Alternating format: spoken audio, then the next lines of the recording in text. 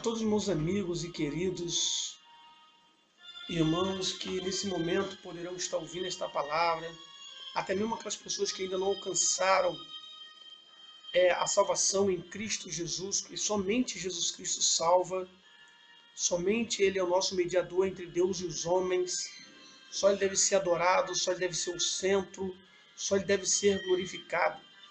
Neste momento que nós estamos aqui, os céus estão adorando a Ele. Nesse momento que nós estamos aqui, o Cordeiro está sendo glorificado e o seu nome está sendo enaltecido. E somente Jesus Cristo, Ele pode salvar a humanidade. No Evangelho de João, capítulo 3,16, diz assim: porque Deus amou o mundo de tal maneira que deu seu Filho unigênito, para que todo que nele crê não pereça, mas tenha a vida eterna. Eu gostaria de estar falando sobre 3 palavras dentro do versículo de número 16 de João 3, que são mundo, perecível e vida eterna. Gostaria de falar sobre essas 3 palavras: mundo, perecível e vida eterna. A primeira palavra, porque Deus amou ao mundo de tal maneira. Primeiro você precisa separar esses tipos de mundos didaticamente para que você entenda que mundo Deus amou. Primeiro, Deus amou o mundo vegetal. Deus amou todos os seres vegetais que Ele criou. Amor. Deus também amou ao mundo vegetal. Segundo tipo de mundo que Deus amou amou o mundo animal. Todos os seres criados, aves, répteis, mamíferos, todos os seres que Deus criou, Ele amou. Os peixes, tudo que você possa imaginar no sentido de animais, Deus amou. Terceiro, Deus ele amou o mundo pessoas. Deus amou todas as pessoas na face da terra, todas as raças, língua, tribos e nações, Deus amou. Para Deus não tem a questão da cor, a questão dos olhos, mas Deus amou a humanidade, Deus amou a raça humana, Deus amou o mundo pessoas. O outro mundo que Deus amou o mundo cosmos, todos os astros, as galáxias, os planetas, o espaço sideral. Deus amou o planeta Terra, que está nesse cosmos. Deus amou o mundo cosmos. Um outro mundo que Deus amou, e eu falo que esse é o 5º mundo, e você pode encontrar outros tipos de mundo, até uma questão didática para que você entenda. Deus amou o mundo angelical. Deus amou os anjos. Deus amou o arcanjo. Deus amou os serafins, os querubins. Deus amou todas as criaturas angelicais. E eu vou dizer para você que Deus amou até o nosso arqui-inimigo que foi criado por Ele. Ele que abandonou o Senhor, Satanás, que foi um anjo, a princípio criado pelo Senhor, e que um dia ele se rebeliou contra Deus por sua soberba, por sua glória, abandonou ao Senhor. Até o diabo, que foi um anjo, Satanás, hoje caído, Deus também o amou, porque Deus amou todos os seres criados, porque Deus ele amou de fato e de verdade. Então o que eu vou entender com esse contexto? Que Deus amou esses mundos. Deus amou o mundo vegetal, o mundo animal, o mundo pessoas, o mundo cosmos e o mundo angelical. Mas tem um mundo na Bíblia que Deus não amou. Aí que entra aquele conceito: olha, mas como assim, irmão William? Existe um mundo que Deus não amou. E que mundo é esse? Esse mundo é o mundo que Deus odeia. É o mundo sistema. É o mundo corrompido. É o mundo, meu amado e querido, que afasta o homem de Deus. É o mundo que destrói a concepção de família, destrói a concepção de pessoa íntegra, de moralidade, de perdão. Então, na verdade, nós temos aí um mundo que Deus odeia. E a Bíblia vai dizer que este mundo, quem é amigo desse mundo, torna-se inimigo de Deus. No livro de Tiago, na Epístola de Tiago, capítulo 4, versículo 4, Tiago, irmão de Jesus, ele vai dizer da seguinte maneira: ó infiéis, vós não sabeis que a amizade do mundo constitui inimizade para com Deus? Ou seja, esse mundo que Tiago está falando é um mundo sistema, é um mundo que é inimigo de Deus, é um mundo corrompido.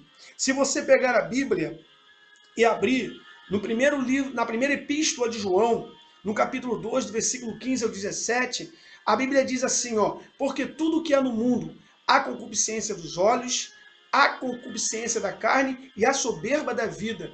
E isso não é de Deus, mas do mundo. Então o que eu entendo com isso? Que o mundo, na verdade, está corrompido. E esse mundo Deus ele não ama. Esse mundo Deus ele abomina. Na primeira carta de João, capítulo 5, 19, diz a Bíblia que o mundo jaz no maligno. Quando você vê a corrupção na política, corrupção nas religiões, corrupção, meu amado querido, nas famílias, corrupção da moral, da moralidade. Você vê a decadência da fé, você vê isso tudo, é corrupção, é mundo corrompido, é sistema. E esse sistema Deus odeia, Deus abomina, porque é um sistema que afasta o homem de Deus, que afasta o homem da verdadeira fé cristã. Deus abomina o mundo sistema. Deus abomina o mundo sistema. Então você precisa entender que esse mundo, Deus lhe odeia. A segunda palavra é a palavra perecível. Ele diz assim: porque Deus amou de tal maneira que deu seu Filho unigênito para que todo que nele crê não pereça. O que é uma coisa perecível? Uma coisa perecível é uma coisa que se deterioriza, é uma coisa que acaba com o tempo, é uma coisa que tem data de validade. Deus está dizendo o seguinte: olha, se você crê no Senhor Jesus Cristo, a sua vida será imperecível, ela não vai acabar. A sua vida, ela não vai se deteriorizar por causa do tempo, porque você receberá uma nova vida em Cristo. Na primeira carta de Pedro, no capítulo 1, versículo 7, Pedro vai falar sobre algo que é imperecível, ele vai falar sobre a fé. E ele vai dizer: para que uma vez a vossa fé, que é muito mais preciosa do que o ouro que é perecível, ainda que seja provada pelo fogo, redunde em louvor, honra e glória ao Senhor Jesus Cristo. Então o que eu entendo com isso? Que a minha fé é uma fé imperecível. Quando eu creio em Jesus, eu passo a ter uma vida imperecível. Eu passo a ter uma vida que nunca se acaba. Eu vivo uma vida de novidade. Ou seja, eu passo a viver de glória em glória, de fé em fé. Eu tenho uma vida abundante com Cristo. Eu não estou preocupado se eu ganho um salário, se eu ganho 2 salários, se eu vivo num casarão, se eu tenho um carrão. Não é minha preocupação, não é essa. A minha grande alegria é saber que eu tenho Jesus na minha vida. Por isso eu vivo de fé em fé, eu vivo de glória em glória, eu vivo de graça em graça, porque eu tenho uma vida que é imperecível. A minha vida, ela não tem data de validade. Algumas vidas aí têm data de validade, algumas vidas aí recebem até data para se viver. Existem pessoas que estão nesse momento juradas de morte, tem uma data para se viver. Existem outras que já receberam a data para morrer. Mas eu louvo o nome do Senhor, que aqueles que creem em Jesus Cristo, eles sabem que a sua vida está segura em Jesus Cristo. Ainda que esse corpo físico, diz a Bíblia Sagrada, ainda que esse corpo mortal, ele venha perecer, o imortal não perece.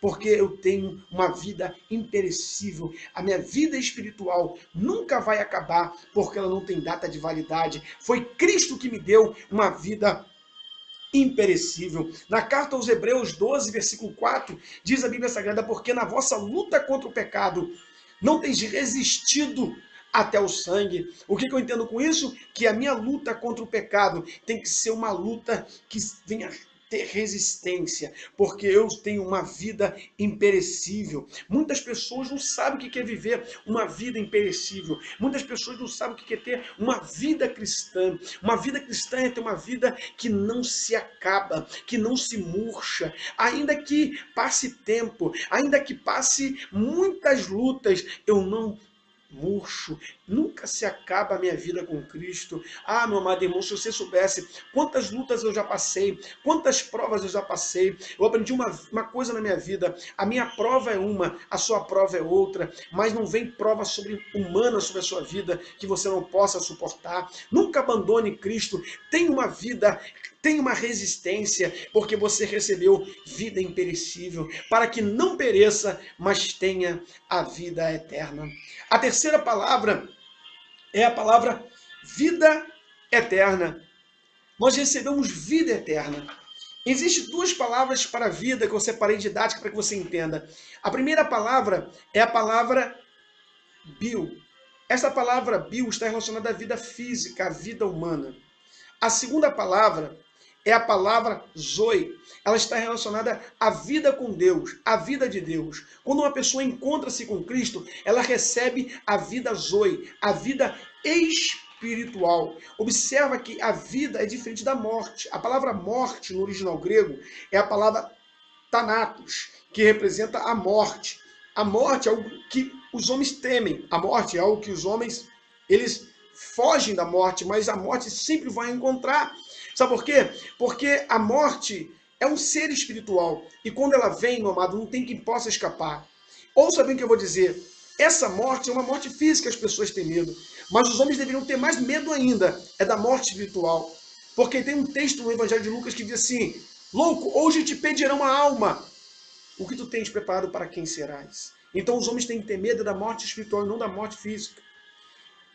Então você recebeu vida. E ouça bem o que eu vou dizer. A vida eterna é diferente da imortalidade. Muitas pessoas têm a concepção de imortalidade com vida eterna. A imortalidade, ela vem de uma palavra grega, atanásia. E muitas pessoas, elas procuram ter essa imortalidade, né? Dizem que o criador da Disney, o Walt Disney, ele esteja dentro de um lugar de gelo, dentro de uma geladeira, porque eles esperam que alguns anos encontram a forma dele reviver, ou seja, dele encontrar a imortalidade, porque o ser humano quer ser imortal. O próprio faraó, ele criou a questão da múmia, porque ele acreditava que poderia se tornar um dia imortal. Quem sabe Osíris viria e daria a ele a imortalidade, a atanásia. Ou seja, o que eu vou dizer para você? Nós não estamos à procura dessa imortalidade que os homens procuram, porque sabemos que o homem nasceu para morrer. Mas diz a palavra que aqueles que creem em Jesus receberá a vida eterna. E a palavra vida eterna é a palavra aion, que significa eternidade absoluta, baseado na justificação de Jesus. Porque diz a Bíblia Sagrada, a palavra de Deus, ela vai dizer o seguinte para mim. Sabe o que ela vai dizer? Em Romanos 5, versículo 1, vai dizer a Bíblia assim, ó: justificados por meio da fé, temos paz com Deus. O que é justificação por meio da fé? A justificação, segundo essa palavra, segundo a Bíblia Sagrada, ela significa um ato de cunho divino em declarar o pecador justo diante de Deus. É como se Deus estivesse sentado na sua tribuna e na sua mão um martelo, e com esse martelo dissesse: você está justo. Justificação não é processo, santificação é processo. E qualquer santificação feita para receber salvação não é salvação, porque é obras. E a salvação não é pelas obras, mas o crente que está salvo se santifica porque ele é salvo. Eu aprendi na Bíblia Sagrada que Cristo justificou a minha vida. O martelo já foi batido e a minha vida se encontra justa. Mas, meu irmão William, há quanto tempo eu tenho Jesus Cristo na minha vida? E nesse período dessa minha vida eu falhei, eu errei. Mas eu quero dizer, justificação é ato. Se você for justificado, creia, e se você se arrependeu, creia no que está escrito em Romanos 8, versículo 1, que diz a Bíblia: portanto, agora, nenhuma condenação há para aqueles que estão em Cristo. Então, o que eu aprendo segundo a Bíblia Sagrada? Se eu estou em Cristo, se eu vivo em Cristo, eu não tenho condenação. Paulo, quando escreve aos Gálatas, Paulo vai dizer porque os que, no capítulo 5, ele vai dizer porque os que estão em Cristo já mortificaram o velho homem. Então eu tenho que glorificar a Cristo na minha vida. Eu tenho que glorificar a Ele, porque eu tenho vida eterna. Se eu tenho vida eterna, meu amado irmão, nada pode tirar esta vida de mim. Nada pode tirar o zoe de mim. Pode me tirar o bio, a vida física. Podem me matarem. Podem me destruírem. Acabar com o meu corpo físico, me queimar, me jogar para os leões. Podem me fuzilar. Mas nunca poderão tirar de mim a zoe de Deus. Nunca poderão tirar de mim a vida eterna, iones. Por quê? Porque eu estou em Cristo. E quem está em Cristo crê na vida eterna. Quem está em Cristo está seguro da vida. É por isso que é bom crer em Cristo. É por isso que é bom colocar só Cristo como mediador, para não ter dúvida. Quanta gente está colocando outros mediadores. Quantas pessoas estão crendo em outros deuses, em outros santos de igreja, crendo em pastores, crendo em obreiros, crendo nos santos do passado. Pedro não pode salvar, João não pode salvar, Maria não pode salvar, mas Cristo, ele pode te salvar. Ele é a única salvação, porque Deus amou o mundo, pessoas, o mundo vegetal, ele amou o mundo angelical, ele amou o mundo cosmos, ele amou o mundo animal, e ele falou para que todo que nele crê, homem e mulher, que nele crê, não pereça, não torne um tempo perecível, mas que viva eternamente em Cristo Jesus. Então você viva em Cristo. Você entenda o que é salvação. Salvação é muito mais do que a simplesmente salvação eterna. Sai daqui para a eternidade. Mas a palavra salvação também está interligada, literalmente, também a salvar do perigo. E eu vou dizer para você, quando o Senhor te salva, ele também é poderoso para te salvar fisicamente. Eu estava para morrer, o Senhor é poderoso para te salvar. Alguém me jurou de morte, Deus é poderoso para te livrar. Mas eu ia me matar, mas Deus é poderoso para te guardar. Do perigo, se você crê em Jesus Cristo. Do perigo da morte física, ele é poderoso para te livrar da morte física, poderoso para te livrar do inferno, da morte espiritual. É poderoso para te livrar da morte que te separa de Deus. Somente Jesus Cristo pode salvar você. Creia nessa palavra, porque Deus amou o mundo de tal maneira que deu seu Filho único, para que todo aquele que nele crer não pereça, mas tenha a vida eterna. Em Cristo Jesus. Jesus te ama e quer salvar você.